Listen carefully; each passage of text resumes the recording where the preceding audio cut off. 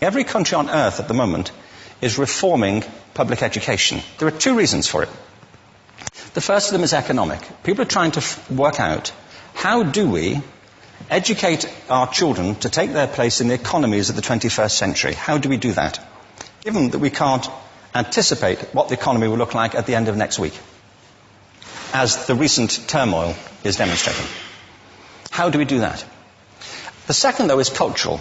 Every country on earth is trying to figure out, how do we educate our children so they have a sense of cultural identity and so that we can pass on the cultural genes of our communities while being part of the process of globalization? How do we square that circle?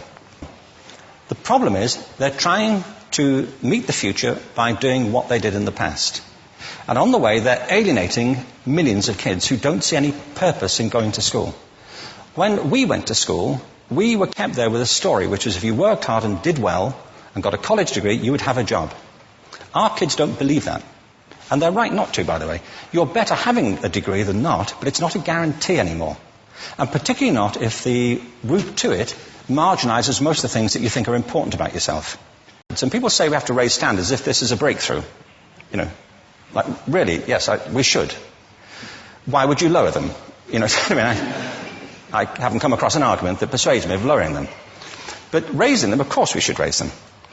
The problem is that the current system of education was designed and conceived and structured for a different age. It was conceived in the intellectual culture of the Enlightenment and in the economic circumstances of the Industrial Revolution. Before the middle of the 19th century, there were no systems of public education. Not really. I mean, you could get educated by Jesuits, you know, if you had the money.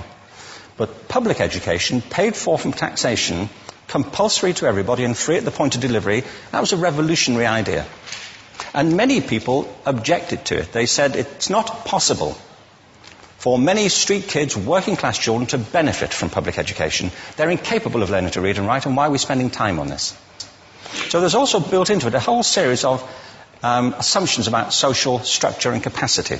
It was driven by an economic imperative of the time, but running right through it was an intellectual model of the mind, which was essentially the Enlightenment view of intelligence.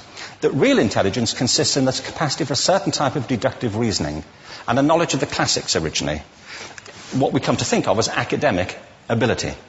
And this is deep in the gene pool of public education, that there are really two types of people, academic and non-academic, smart people and non-smart people.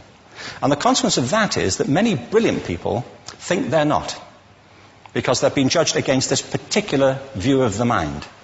So we have twin pillars, economic and intellectual.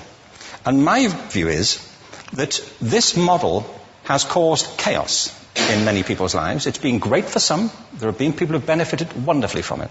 But most people have not. Instead, they suffer this. This is the modern epidemic, and it's as misplaced and it's as fictitious. This is the plague of ADHD. Now, this is a map of the incidence of ADHD in America, or prescriptions for ADHD. Don't mistake me here. I don't mean to say there is no such thing as attention deficit disorder. I'm not qualified to say if there is such a thing. I know that a great majority of psychologists and paediatricians think there is such a thing. But it's still a matter of debate. What I do know for a fact is it's not an epidemic. These kids are being medicated as routinely as we had our tonsils taken out. And on the same whimsical basis, and for the same reason, medical fashion. Our children are living in the most intensely stimulating period in the history of the earth. They're being besieged with information and calls for their attention from every platform, computers, from iPhones, from advertising hoardings, from hundreds of television channels. And we're penalizing them now for getting distracted. From what? You know, boring stuff. At school, for the most part. It seems to me it's not a coincidence totally that the incidence of ADHD has risen in parallel with the growth of standardized testing. Now, these kids are being given Ritalin and Adderall and all manner of things, often quite dangerous drugs, to get them focused and calm them down. But according to this, attention deficit disorder increases as you travel east across the country. People start losing interest in Oklahoma.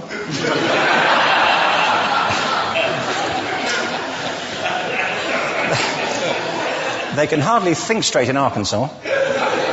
And by the time they get to Washington, they've lost it completely. And there are separate reasons for that, I believe. It's a fictitious epidemic. If you think of it, the arts, and I don't say this exclusively of the arts, I think it's also true of science and of maths, but I say about the arts particularly because they are the victims of this mentality currently, particularly. The arts especially address the idea of aesthetic experience. An aesthetic experience is one in which your senses are operating at their peak, when you're present in the current moment, when you're resonating with the excitement of this thing that you're experiencing, when you are fully alive. An anesthetic is when you shut your senses off and deaden yourself to what's happening. And a lot of these drugs are that. We're getting our children through education by anesthetizing them. And I think we should be doing the exact opposite. We shouldn't be putting them asleep. We should be waking them up to what they have inside of themselves. But the model we have is this. I believe we have a system of education that is modeled on the interests of industrialism and in the image of it. I'll give you a couple of examples. Schools are still pretty much organized on factory lines, ringing bells, separate facilities, specialized into separate subjects. We still educate children by batches. We put them through the system by age group. Why do we do that? Why is there this assumption that the most important thing kids have in common is how old they are? It's like the most important thing about them is their date of manufacture. You know what I mean? Well, I know kids who are much better than other kids at the same age in different disciplines, or at different times of the day, or better in smaller groups than in large groups, or sometimes they want to be on their own. If you're interested in the model of learning, you don't start from this production line mentality. It's essentially about conformity, and increasingly it's about that as you look at the growth of standardized testing and standardized curricula. And it's about standardization. I believe we've got to go in the exact opposite direction. That's what I mean about changing the paradigm. There was a great study done recently of divergent thinking. It was published a couple of years ago. Divergent thinking isn't the same thing as creativity. I define creativity as the process of having original ideas that have value. Divergent thinking isn't a synonym, but it's an essential capacity for creativity. It's the ability to see lots of possible answers to a question, lots of possible ways of interpreting a question, to think what Edward de Bono would probably call laterally, to think not just in linear or convergent ways, to see multiple answers, not one. So, there are tests for this. One kind of cod example would be people might be asked to say, how many uses can you think of for a paperclip? One of those routine questions. Most people might come up with 10 or 15. People who are good at this might come up with 200. And they do that by saying, well, could the paperclip be 200 foot tall and be made out of foam rubber?